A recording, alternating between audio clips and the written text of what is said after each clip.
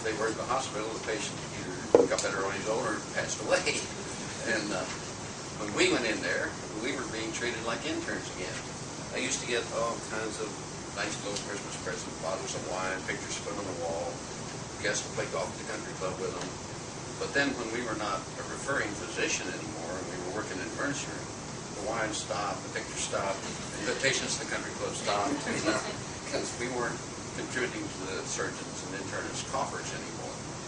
And the surgeons really resented our being there, because a lot of us in general practice did surgery as well in those days. And we did deliveries. I did about 1,000 deliveries in private practice. And I first assisted in abdominal surgery. Anything that was intra-abdominal, I just first assisted, because they told me long ago, Washington, you go inside that abdomen, you better know everything you're going to do in there, because you don't know if you're going to encounter what you think you're going to do, and what are you going to do if you don't know anything about it. So I always just first assisted one of the surgeons on the staff, rather than to do intra-abdominal surgery myself. But they thought, okay, these guys are going to keep doing the same thing. They're going to keep on being surgeons, and they're going to steal our patients. And we tried to explain, hey, we're just going to be the first 24 hours of emergency care. We're not going to try to steal your patients. And so they resented that. It even came down to a legal thing. Attorneys got involved even that early, and the medical staff wanted us to be like nurses. They wanted to make us part of the hospital staff. We wanted to maintain our private practice status. So we had attorneys talking to the hospital staff, we had attorneys talking to the surgeons, the internists, and it was a big mess trying to get going in the emergency department and be accepted. These nurses were a bit of a problem, because since the funeral homes were in charge, the advantage to them, of course, was a funeral, right? So they pick up the patient, and they actually instructed the drivers, if the patient looks almost terminal, make an extra circle around the block, because if he doesn't make it, we're going to get the funeral. And this is not exactly without being a little vested interest on their part, you know. So we were trying to get away from the funeral system, and it took until the mid-'70s to do that. Initially, our billing was not very good either. They started us out at a general practice rate. They said the bottom rate for general practice in the office. What was the lowest rate Blue Shield would pay a general practitioner working in his office during the office hours? There was no category for emergency medicine, because we didn't exist. And there was no billing for after-hours type thing. So we were getting the very lowest scale there was. And the surgeons were saying, hey, we're the guys who are going to bill for this. So I would call even people like Dr. Dingman, who was a nationally known plastic surgeon and the head of the program in Michigan. And I'd call him up and say, we got a big facial laceration here. He'd send his resident to the emergency room. He said, you can't supervise him, but you're really not trained to do this big a facial laceration, so I'm going to bill for it. So he's lying at home in bed at 3 in the morning. He bills for the work his resident does under my supervision, and I get nothing. I'm there in the emergency room. And so finally we were able, we kept trying to say, we are to be physically present doctors. Maybe we don't know all the procedures that you do, but we know probably at least as much as your resident, because we've been doing this for 10 years already, under your supervision, because these were the guys that I trained under and I was referring to, and so I really did have some confidence. One night I recall, and this helped us get to the point where we got paid for the procedure, because being the physically present doctor, you were a little, it seemed a few more things than the residents on these specialty services. I went in one night, the plastic surgical resident is sewing up a facial laceration. I said, how are things going in here?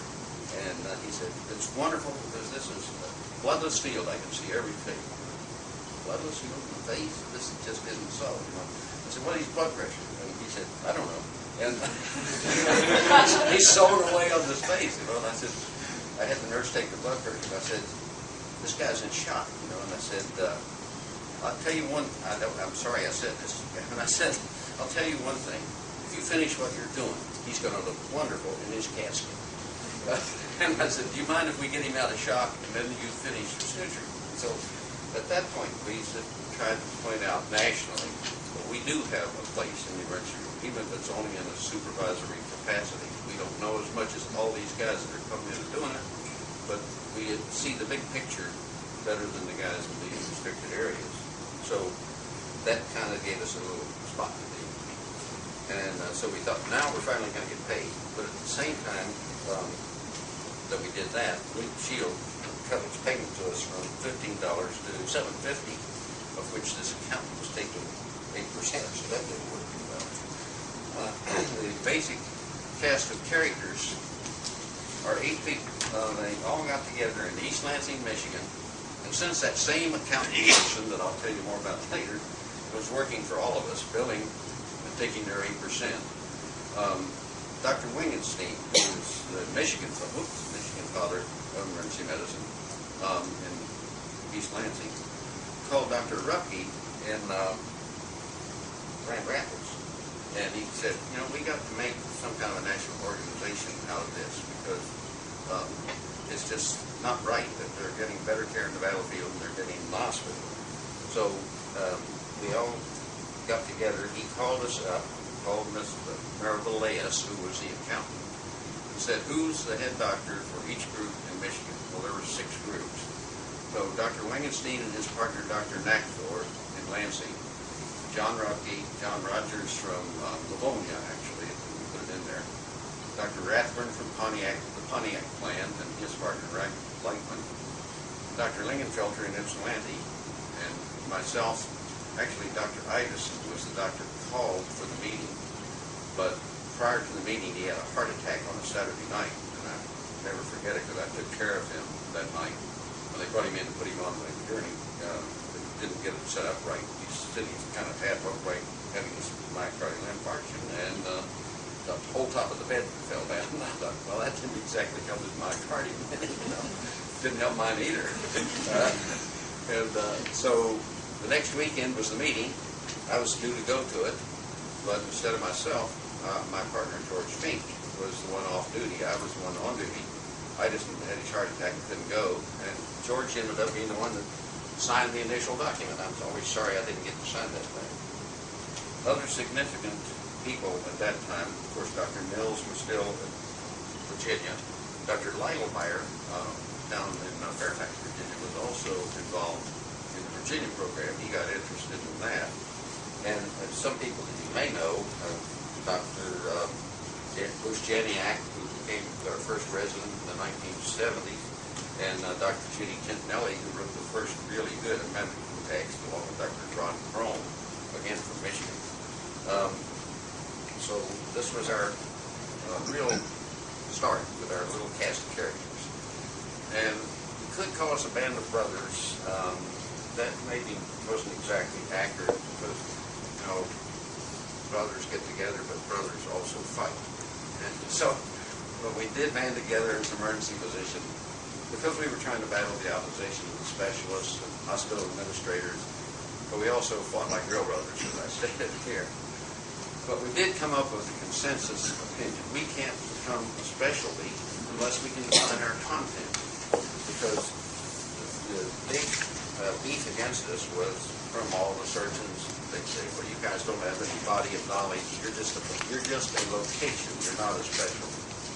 And so, of course, he's kind of right. We weren't. And none of us knew what constituted emergency medicine. So we felt we've got to define our content if we're going to ever become recognized as a specialty. And just otherwise, we're just a bunch of guys being treated like interns again. And so, I won't go to the 70s yet, because the big part was during 1968. I make well on that too much, but to show about how we are band of brothers. When we got together for a meeting in Lansing, Michigan, we didn't have any place to meet. The Michigan State Medical Society said, well, you can use our basement. And we all had some little bridge chairs, and we sat around a box in the basement of the Michigan State Medical Society.